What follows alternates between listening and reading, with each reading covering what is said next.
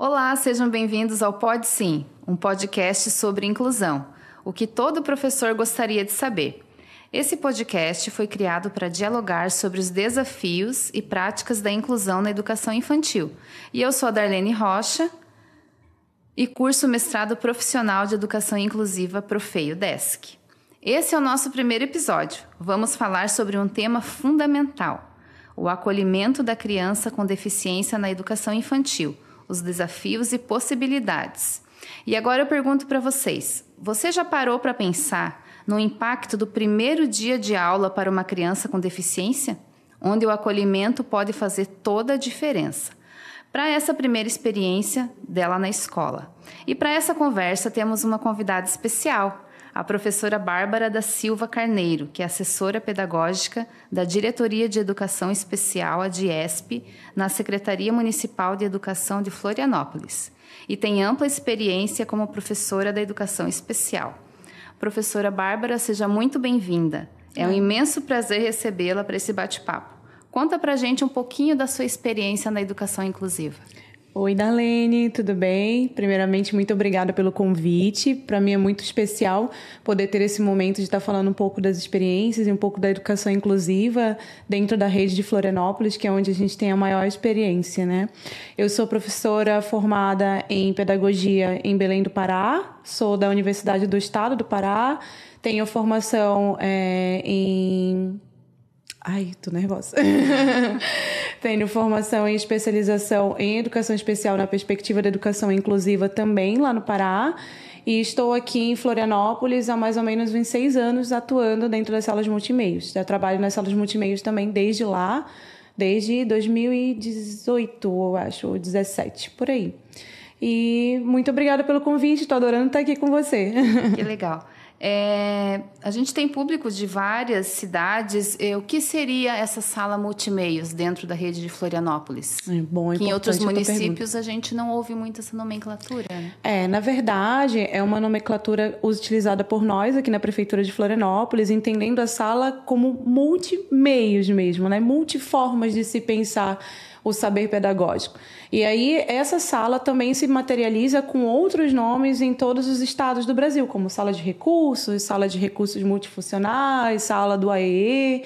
Aqui a gente usa a nomenclatura da multimeios pensando nessa proposta de que são várias formas de acessar. Ah, que legal. Então, vamos à nossa pauta da tarde. Falar da educação especial na perspectiva da educação inclusiva, especificamente na educação infantil, é essencial, pois é nessa primeira etapa da educação básica um momento crucial do desenvolvimento da criança. É onde ela está construindo a sua identidade, desenvolvendo habilidades e aprendendo a conviver em sociedade. E a inclusão, desde cedo, garante que todas as crianças com e sem deficiência tenham oportunidades iguais de aprendizado e interação, fortalecendo valores como o respeito entre elas. E a LBI, assegura que toda pessoa com deficiência tem direito a uma educação de qualidade, em todos os níveis e modalidades de ensino. Isso inclui lá a educação infantil, onde as instituições de ensino devem garantir condições de acesso, permanência e participação de aprendizagem, através do atendimento educacional especializado e recursos de acessibilidade, que eliminem todas essas barreiras necessárias para que haja, de fato, essa inclusão efetiva. Agora vamos refletir um pouco sobre como acontece esse primeiro contato com a criança. A abordagem inicial, você acha que favorece o acolhimento ou a inclusão, quando essa criança chega lá no CI pela primeira vez? Então, acho que a própria LBI, a Lei Brasileira de Inclusão, ela traz para a gente o entendimento do que seria esse processo inclusivo, né? Quando a gente entende que é uma criança que está chegando na unidade, a gente não pensa nesse processo de acolhimento para a criança com deficiência. A gente pensa num processo de acolhimento com a criança. Então, quando a gente passa pelo momento de inserção dentro das unidades educativas ali na educação infantil, que são aqueles primeiros momentos de encontrar as crianças, de conhecê-las e de se fazer reconhecer dentro daquele espaço, Todas as crianças podem trazer questões que precisam de um olhar sensível e de um cuidado de acolhimento nesse momento, né? Assim como eu vou ter uma criança com autismo que vai trazer para mim questões dentro do espectro, eu também vou ter uma criança com autismo que vai chegar na unidade assustada por ser o seu primeiro dia. E isso não vem por questões do seu transtorno. Isso vem por questões de ser criança. E eu acho que isso que precisa estar dentro do olhar do professor de educação infantil quando ele recebe essas crianças no seu primeiro acolhimento. É de conseguir percebê-las para além daquilo que o seu laudo traz. Né? É tão injusto a gente podar uma criança ou resumir ela a um papel, ao que está descrito naquele papel. Rotular, né? Rotulá-la com base naquilo que ela traz enquanto dificuldade de acesso. Muito pelo contrário, eu acho que esse é o momento da gente pensar em possibilidades de acesso. Esse é o nosso papel enquanto educador. Né? Então, vou ter crianças na educação infantil com deficiência que vão estranhar, tem um primeiro estranhamento naquele lugar, mas eu também vou ter crianças em situação de vulnerabilidade social, eu também vou ter crianças que vão sentir saudade da sua mãe quando vão estar lá, eu também vou ter crianças que não convivem com outras crianças no seu dia a dia e estão tendo a sua primeira experiência com um grupo de inserção na educação infantil. Então, eu vou ter diversos olhares que precisam também demandar uma sensibilidade que não apenas para a questão da deficiência. Então, eu acho que quando a LBI traz a questão do acesso fortemente, trazendo isso para um aspecto inclusivo, a gente traz esse olhar também. O olhar do que precisa ser comum a todos, e não apenas aquela criança que está chegando com deficiência. Exatamente. Nós fizemos um grupo focal com alguns professores da minha rede, e eles disseram que as famílias das crianças, ao chegarem na escola, nem sempre se sentem acolhidas, né? A gente falou do acolhimento da criança e agora o acolhimento da família. Você já percebeu isso na sua experiência?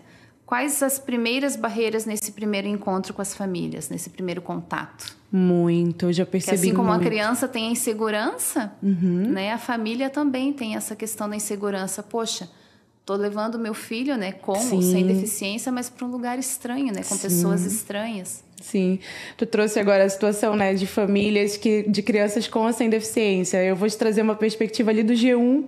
Sabe, a mãe que nunca se separou do filho, imagina a insegurança dela. Sim. Então é uma mãe que também precisa passar por um processo de acolhimento, né?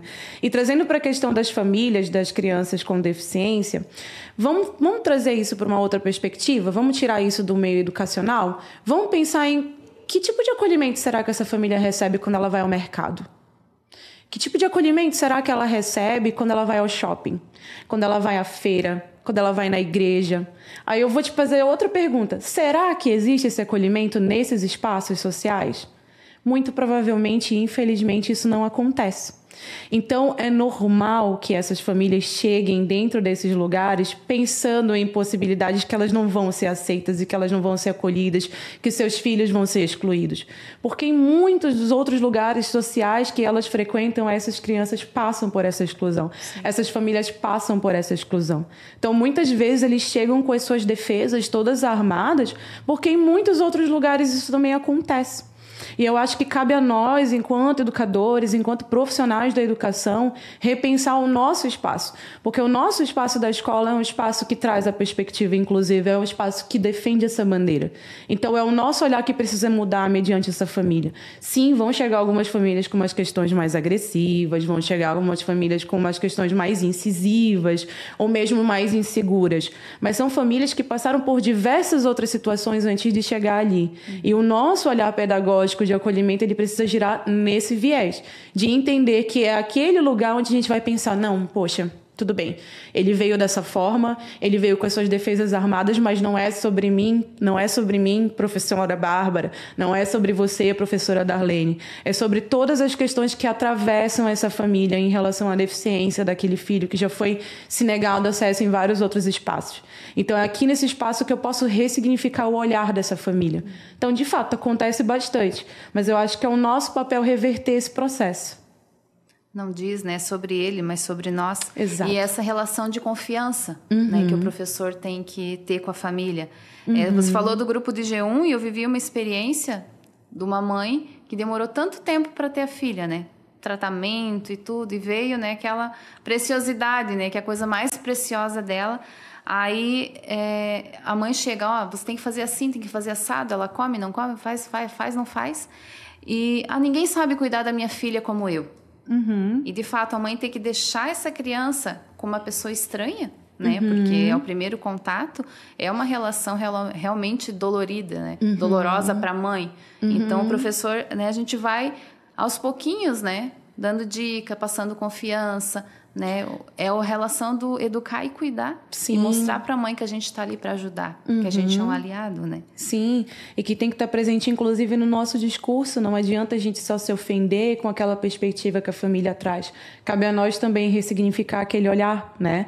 Trazendo sempre para o nosso lado profissional. Opa, não está falando sobre mim, está falando sobre o entendimento que ainda não tem sobre o meu trabalho. E cabe a mim, enquanto profissional da educação, pensar em possibilidade de acessar aquela família. Exatamente. Outra questão que a gente abordou no nosso grupo focal foi algumas falas dos professores, né? Falas capacitistas que alguns mesmo sem intenção acabam sendo excludentes.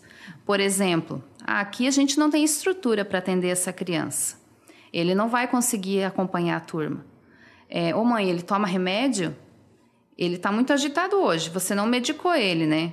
Ou a criança chegou a primeira vez, um aluno com nível 3 de suporte. Ele é agressivo? Como que ele se relaciona com as pessoas? Então, como essas falas podem impactar a família e a criança? Né? A mãe está chegando ali a primeira vez e o professor já, né, recebe ali o laudo antecipadamente e antes de olhar para a criança, ele olha para o laudo e já chega, né, metralhando a família com esse tipo de pergunta. E não só no momento que recebe o laudo, tá, Darlene? Eu acho que essas perguntas elas acabam entrando dentro de um contexto de alguns profissionais durante o ano inteiro. Sim. E se ele acompanhar aquele grupo, se ele acompanhar aquela turma, vai se perpetuar assim por várias outras etapas, sabe? Eu trouxe para ti um material que, na verdade, eu utilizo bastante informação na educação infantil, que traz esses questionamentos, que, na verdade, são assim, olha, 5 perguntas que você não precisa fazer para ser uma professora na perspectiva inclusiva. E as perguntas que realmente importam. Então, se tu me permite, eu vou ler contigo e a gente vai indagar algumas delas, tá? A primeira pergunta é essa. Essa criança tem laudo? Então, olha só. A pergunta que realmente importa é: quem é essa criança? Quais são os seus interesses? Qual é a relação dela com os demais colegas do grupo? E aí, veja bem, quando a gente traz isso, faz essa indagação para um professor, a gente coloca ele nesse lugar educacional. Porque quando a gente pensa numa perspectiva de laudo, a gente traz uma outra perspectiva de educação, que é essa questão da pedagogia do clínico, e isso não existe. Assim, dentro do campo pedagógico, quem pensa somos nós, professores. Dentro do campo médico, quem pensa são os médicos. E é importante lembrar que a Lei Brasileira de Inclusão, ela tem a perspectiva de um modelo social da deficiência. É a deficiência pensada a partir do ser humano, entendeu? A partir do ser humano. Então, não é o ser humano que carrega a deficiência. Ela está, ela faz parte, ela não é o todo. Então, quando a gente não pensa na criança através do laudo, a gente consegue olhar e pensar quem ela é, quais são os seus interesses, porque são perguntas que realmente importam nesse contexto educacional, nesse processo de acolhimento. A segunda pergunta é: ele consegue acompanhar os outros? Essa pergunta ela é bem comum, assim, não só na educação infantil, né, mas na educação básica. Será que consegue acompanhar os outros? E a perspectiva que a gente precisa pensar nessas horas é: o meu ensino, ele está sendo pensado para todos? Eu estou conseguindo pensar possibilidades de acesso para todos os estudantes, para todas as crianças? Eu estou fazendo propostas que atinjam todo esse público? Eu conheço esse público? Então, são perguntas válidas, né? Quais são as barreiras de comunicação? Quais são as barreiras de atitude minha enquanto professor para acessar e para tentar fazer com que essa criança, com que eu consiga fazer com que ela acompanhe, né? E não é acompanhar para estar todo mundo na mesma perspectiva de entendimento do que eu estou querendo passar, mas é saber se todos eles estão tendo a perspectiva de acesso àquele conhecimento, de acessar aquela proposta, independente da forma como ele vai absorver aquilo ou não. Para mim, enquanto professor, é importante que ele tenha esse acesso. Terceira pergunta, essa é ótima. Ele é nível 1, nível 2 ou nível 3 de suporte? E aí, de maneira bem objetiva, Darlene, aqui nos interessa saber qual é o nível de suporte dessa criança. Inclusive, essa nomenclatura nível de suporte, ela muda todo o DSM. Todo o DSM que vem falar sobre as doenças e saúde mental, todo ano ela muda essa nomenclatura. Hoje era nível, outra vez era síndrome de Asperger. Então, tudo isso vai mudando dentro de uma perspectiva médica. Para nós, enquanto educadores, não importa qual é o nível de suporte daquela criança. Eu preciso entender de quais são as necessidades de acessibilidade que ela tem, quais são os recursos de acessibilidade que eu posso pensar para ela acessar aquilo que é comum para todos. Então, vamos supor, não me importa se aquela criança é nível 2 de suporte, se ela é um autista nível 2 de suporte. O que me importa enquanto professora é entender, se ela não consegue se comunicar verbalmente, de que forma eu posso pensar em recursos para fazer ela acessar a minha comunicação com ela, né? E ela acessar comigo e eu acessar com ela. Isso que deve ser pensado. Não qual é o nível. Ele é nível 2, ele é nível 3, e o que isso vai mudar dentro do meu contexto pedagógico? Nada. Agora, se eu pensar em formas de comunicar com ela, entendendo que ela não se comunica, aí eu vou estar pensando de uma forma pedagógica. Até porque se eu pegar, né, duas crianças do mesmo laudo, do mesmo nível, eles são totalmente diferentes. Contextos diferentes, vidas diferentes, estímulos diferentes. Vão ter crianças que vão estar lá no laudo que ela é nível 2 de suporte, mas aquela criança faz terapia desde os 2 anos de idade. Ela faz estímulo com fonoaudiólogo, com fisioterapeuta, com psicopedagogo desde os 2 anos de idade. E eu também vou ter aquela criança que a mãe não tem condições de fazer esse acesso, que a família não tem condições de fazer esse acesso, que depende muitas vezes do Sistema Único de Saúde, que por vezes não tem esses profissionais de forma adequada, de todos os dias para fazer essa estimulação. São 2 crianças com o mesmo nível de laudo, mas com estímulos totalmente diferentes. Tem muitas crianças que tudo que ela tem é a escola. Muitas todo delas. o estímulo que ela tem é a escola, porque em casa, né, a família não tem condições e muitas vezes essa criança fica só na frente de uma tela, né, dentro da zona de interesse dela, dentro do foco dela, né? Então, o estímulo além é a escola. É a escola, tanto para a criança quanto para a família, né? E é importante até levar em consideração que, por muitas vezes, quando o estímulo é apenas a escola, é onde esses desafios vão acontecer. Veja, se eu tenho uma criança que não demanda tanto suporte em casa porque ela não tem tanto estímulo, quando ela vai para a unidade educativa onde esses estímulos acontecem, também vão acontecer os desafios, porque ela vai estar saindo de uma zona de conforto. E eu, enquanto professor, preciso pensar em possibilidades de dar o acesso para ela daquilo que eu estou propondo para todos os outros. Independente se ela me responder como a fulana, como a Maria, como o João, como o Roberto, entende? Sim, A 4ª pergunta gira em torno também daquilo que você colocou ali. Ele é agressivo? É uma pergunta que é muito comum, né? Sim. Então, olha só. A pergunta que realmente importa é: que relação de cuidado e interdependência a gente pode construir? Como é que a gente está acolhendo os modos de expressão do corpo em nosso grupo? Por que modos de expressão do corpo? Porque as expressões corporais, elas também são comunicação. E entendendo uma criança que não se comunica, por exemplo, e acaba usando eu não quero usar a palavra agressivo, mas acaba utilizando o seu corpo para se comunicar de outras formas, muitas vezes ela está só me dizendo o que ela quer. E ela não consegue falar aquilo de uma outra forma.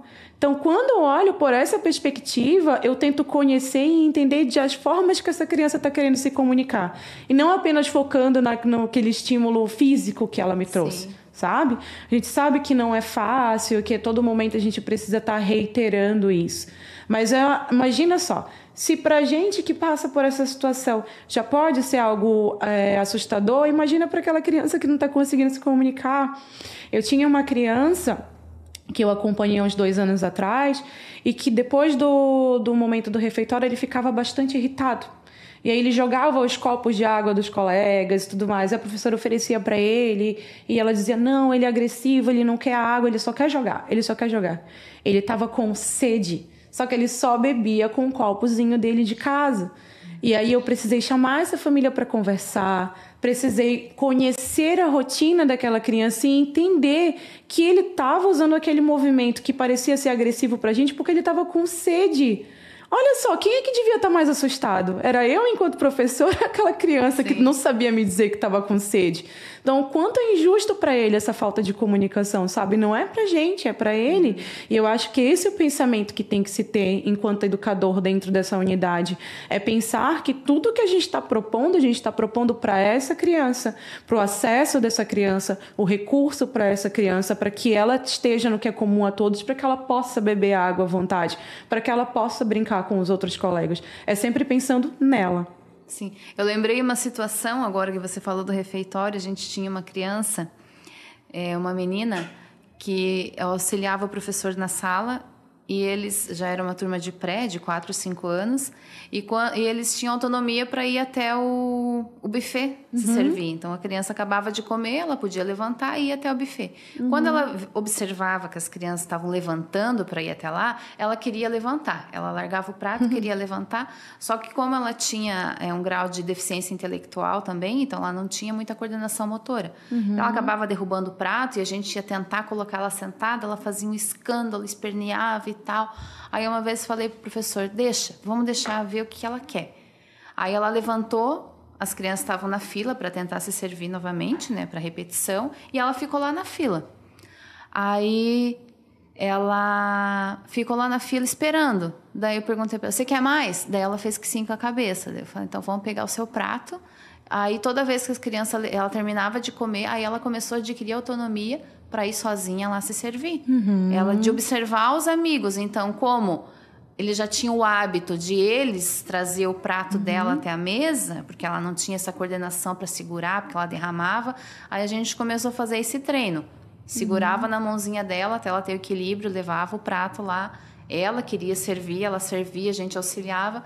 E foram dias e dias até que ela conseguiu fazer sozinha. Então, a crise acabou. Aquele show, aquela agressividade toda ali na hora da alimentação cessou, porque de observar os amigos ela queria fazer. Exato. Só que como não se comunica, não sabe, né? A gente não consegue interpretar. Então, é bem isso que você falou. Então, não era agressividade, ela estava protestando porque ela queria exercer a autonomia dela. Autonomia, por que todo mundo se serve e eles vêm trazer o meu prato aqui? E eles vêm trazer para mim. Né? Então. A gente automaticamente está podando, está limitando ela. Exato. Sendo que é algo que ela poderia fazer sozinha, a gente ter esse olhar. E ter esse olhar também que, olha só, trouxe duas coisas. Não só o olhar sobre, não, ela é deficiente, eu vou fazer por ela. Mas é também pela questão do que, dá trabalho, ela vai sujar o chão. Vai sujar. Ela vai sujar, alguém vai ter que limpar, vai dar trabalho. Não, deixa eu fazer por ela. E Exatamente. Aí você limita a criança e não deixa ela explorar as suas próprias possibilidades. Olha o quanto isso é injusto com alguém que está num local onde, em teoria, ela deveria estar botando para fora todas essas potencialidades, né? Exercendo, fazendo esse desenvolvimento acontecer. A gente fala estimula para a criança aprender, e ela quer aprender, e a gente, né, talvez pelo excesso de cuidado ou por né, não ter esse olhar mais sensível, se acaba podando. Sim, com certeza. Ó, a quinta e última pergunta é essa aqui, ó. Ele está medicado hoje? É uma pergunta que a gente escuta bastante, muito comum, né? A pergunta que importa é: quais são as estratégias que eu posso utilizar para me comunicar com a criança quando ela aparenta não estar muito bem? Então, muitas vezes a criança pode chegar um pouco mais irritada, ela pode chegar um pouco mais desorganizada. Eu gosto da palavra desorganizada, tá? E não desregulada. Eu acho que dentro do pedagógico, isso é só um parênteses, tá? Acho que sempre dentro do campo pedagógico é muito mais eficiente a gente pensar numa desorganização do que uma desregulação. Não nos cabe pensar em desregulação, sabe? Mas assim, a criança às vezes chega mais desorganizada, ela chega mais chorosa, ela chega às vezes com mais raiva. E por ela ter um laudo, muitos professores associam isso a uma falta ou não de medicação. Quando, na verdade, aquela criança pode ter tido um dia ruim, ela pode ter acordado mal, ela pode não ter dormido bem. Não tem nada a ver com a medicação, tem a ver com ela sendo ela. Porque outras crianças vão chegar naquela unidade também chateadas, outras crianças vão chegar também com movimentos um pouco mais agressivos, violentos, enfim. Outras crianças vão chegar assim. Por que eu não vou perguntar para todas essas famílias se essa criança está medicada? Por que a medicalização é tão necessária nessa infância quando essa pessoa tem um laudo? Não faz sentido. E aí te coloca no lugar de mãe. Imagina você sendo excluída em todos os outros ambientes da sociedade com aquele teu filho. E aí, quando tu chega para buscar ele lá na unidade de educação infantil, a professora, mesmo que com todo o amor da vida, vira para ti e pergunta se teu filho está medicado. A primeira coisa que você vai pensar é, ai, até aqui. Mais aqui, de novo. Poxa, de novo. Não importa o cuidado com o qual você vai fazer essa pergunta.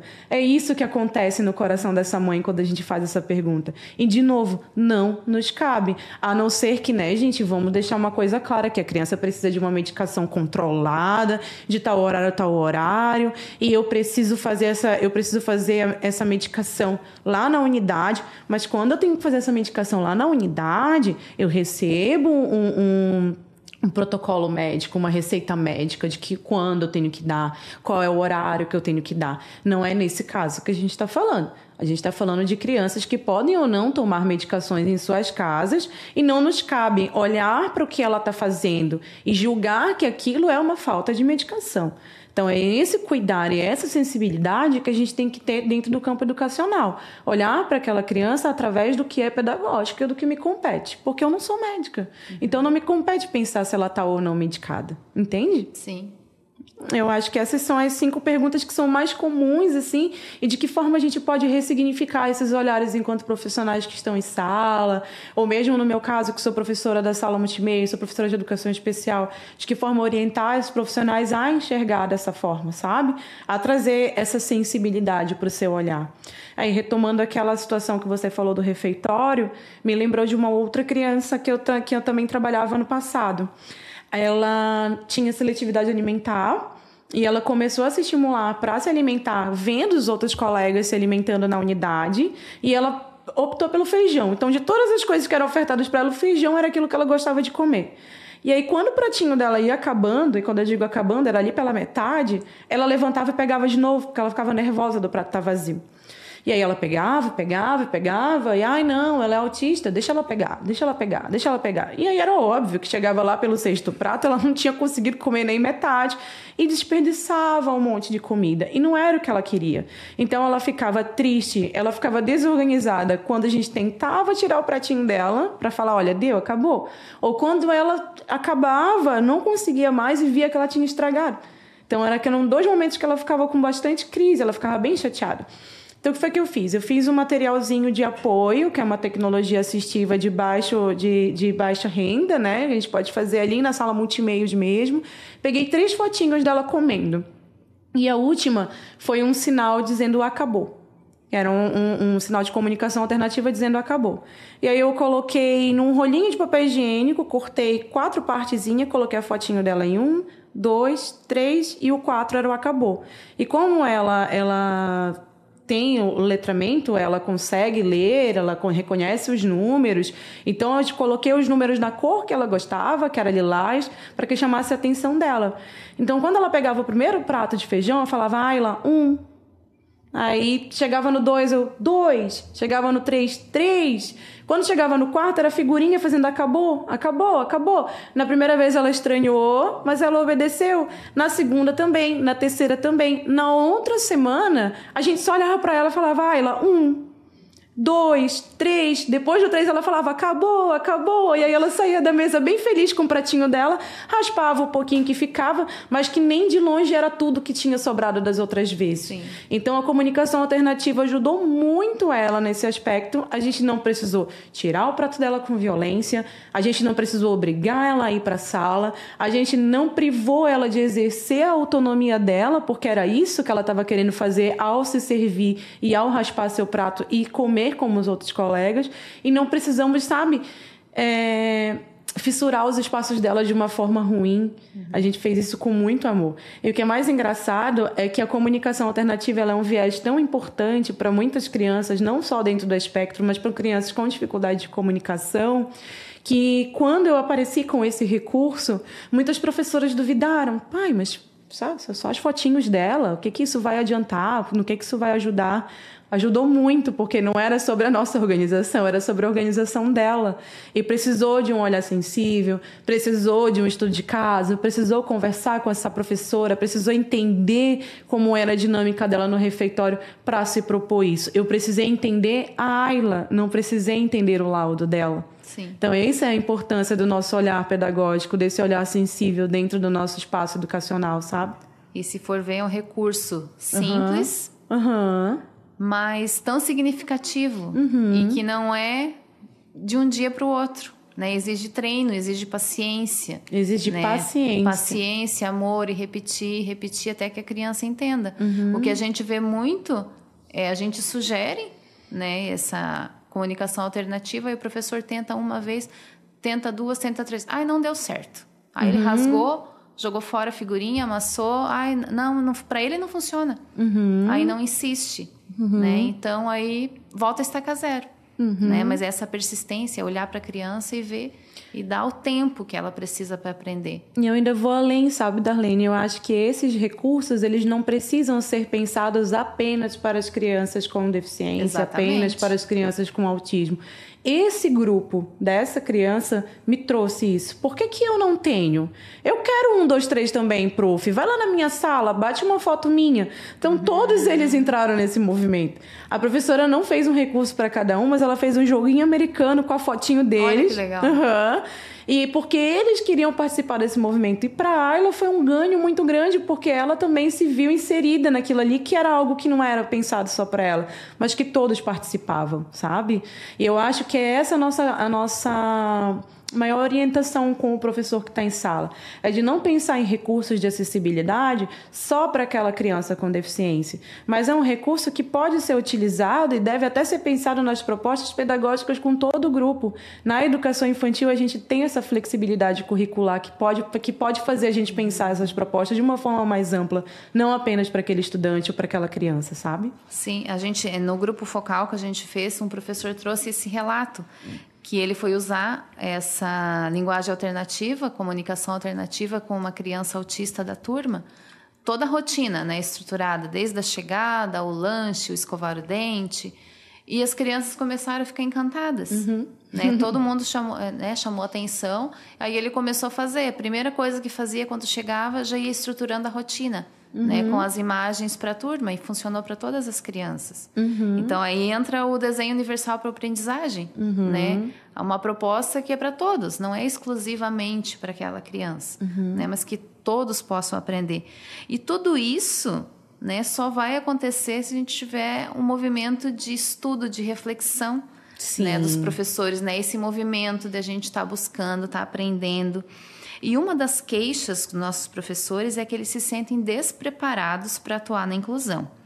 Se sentem muitas vezes sozinhos no processo, mesmo a gente sabendo que a LBI garante o direito à formação inicial e continuada para promover essa inclusão, mas nem sempre os municípios implementam essas diretrizes. Diante disso, que estratégias ou orientações você recomendaria para as instituições de ensino, para os gestores ou para que os professores consigam garantir uma inclusão plena e eficaz para as crianças com deficiência ou para todas as crianças? Né? Isso. Então, vamos lá. Sobre formações. As formações, elas são importantíssimas e elas são necessárias, mas elas não são o único caminho.